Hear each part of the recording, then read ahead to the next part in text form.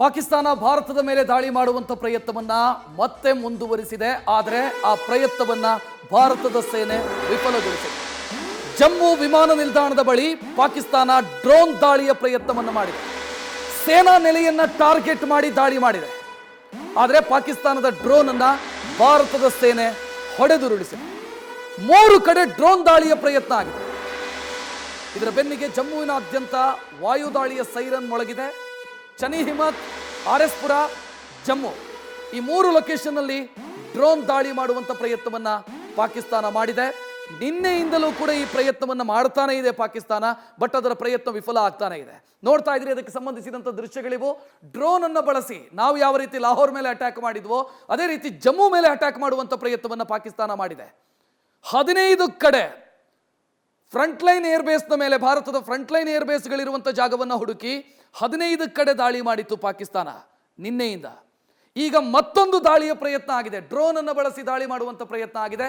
ಆದರೆ ಈ ಡ್ರೋನ್ ಅನ್ನ ಭಾರತದ ಸೇನಾಪಡೆ ಹೊಡೆದುರುಳಿಸಿದೆ. ದೃಶ್ಯಗಳನ್ನು ಗಮನಿಸ್ತಾ ಇದೆ. ಜಮ್ಮುವಿನಲ್ಲಿ ಇದಾದ ತಕ್ಷಣ ಸೈರನ್ ಕೂಡ ಮೊಳಗಿದೆ. ಎಕ್ಸ್ಕ್ಲೂಸಿವ್ ದೃಶ್ಯಗಳನ್ನು ಗಮನಿಸ್ತಾ ಇದ್ದೀರಿ. ಜಮ್ಮುವಿನಲ್ಲಾಗಿರೋದು ಡ್ರೋನ್ ದಾಳಿ. 3 ಕಡೆ ಡ್ರೋನ್ ದಾಳಿ ಮಾಡುವಂಥ ಪ್ರಯತ್ನವನ್ನ ಪಾಕಿಸ್ತಾನ ಮಾಡಿದೆ. ಅಂದರೆ ನಾವು ಮಾಡಿರುವಂಥ ದಾಳಿಗೆ ಪ್ರತಿಯಾಗಿ ಈ ದಾಳಿಯನ್ನ ಮಾಡುವಂಥ ಪ್ರಯತ್ನಗಳಾಗಿದೆ. ತಕ್ಷಣ ಎಚ್ಚೆತ್ತುಕೊಂಡ ಭಾರತೀಯ ಸೇನೆ ಆ ಡ್ರೋನ್ಗಳನ್ನು ಹೊಡೆದುರುಳಿಸಿರೋದನ್ನ ಕೂಡ ನೀವು ಗಮನಿಸ್ತಾ ಇದ್ದೀರಿ.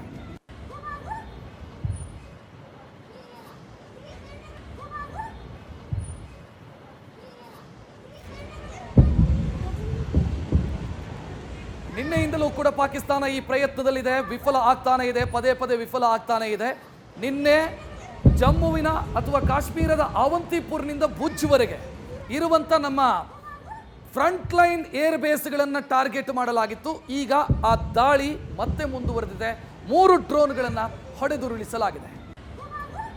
ಹೆಚ್ಚಿನ ಡೀಟೇಲ್ ನೀಡೋದಕ್ಕೆ ನಮ್ಮ ಪ್ರತಿನಿಧಿ ವಿದ್ಯಾಶ್ರೀ ಫೋನ್ ಸಂಪರ್ಕದಲ್ಲಿ. ದೃಶ್ಯ ಗಮನಿಸ್ತಾ ಇದ್ದೀವಿ. ವಿದ್ಯಾಶ್ರೀ, ಪಾಠ ಕಲ್ತಿಲ್ಲ ಅಂತ ಅನ್ಸುತ್ತೆ ಪಾಕಿಸ್ತಾನ.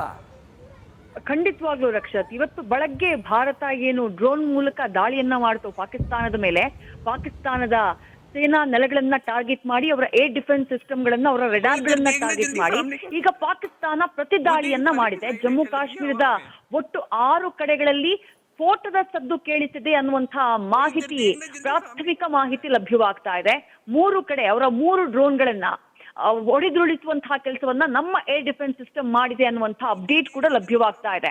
ಕಂಪ್ಲೀಟ್ ಬ್ಲಾಕ್ಔಟ್ ಮಾಡಲಾಗಿದೆ. ಜಮ್ಮು ಕಾಶ್ಮೀರದಲ್ಲಿ ವಿದ್ಯುತ್ ಸಂಪರ್ಕವನ್ನ ಸಂಪೂರ್ಣವಾಗಿ ಕಡಿತ ಮಾಡಲಾಗಿದೆ. ಜೊತೆಗೆ ಇಡೀ ಜಮ್ಮುವಿನಾದ್ಯಂತ ವಾಯುದಾಳಿಯ ಸೈರನ್ ಮೊಳಗಿದೆ ಅನ್ನುವಂತಹ ಅಪ್ಡೇಟ್ ಕೂಡ ಲಭ್ಯವಾಗ್ತಾ ಇರುವುದು ನಾವು ದೃಶ್ಯಗಳಲ್ಲಿ ಗಮನಿಸ್ತಾ ಇದ್ದೀವಿ. ರಕ್ಷತ್, ಪಾಕಿಸ್ತಾನದ ಡ್ರೋನ್ಗಳನ್ನ ಹೊಡೆದುರುಳಿಸುವಂತಹ ಕೆಲಸವನ್ನ ನಮ್ಮ ಏರ್ ಡಿಫೆನ್ಸ್ ಸಿಸ್ಟಮ್, ಅಲ್ಲಿ ಅಕ್ಷರ್ ಏರ್ ಡಿಫೆನ್ಸ್ ಸಿಸ್ಟಮ್, ಹಾಗೆ ಆಕಾಶ್ ಏರ್ ಡಿಫೆನ್ಸ್ ಸಿಸ್ಟಮ್, ಹಾಗೆ S-400 air defence system complete ಆಗಿ ಅಲ್ಲಿ ಆಕ್ಟಿವ್ ಆಗಿದೆ ಅನ್ನುವಂತಹ ಮಾಹಿತಿ ಸಿಗ್ತಾ ಇದೆ.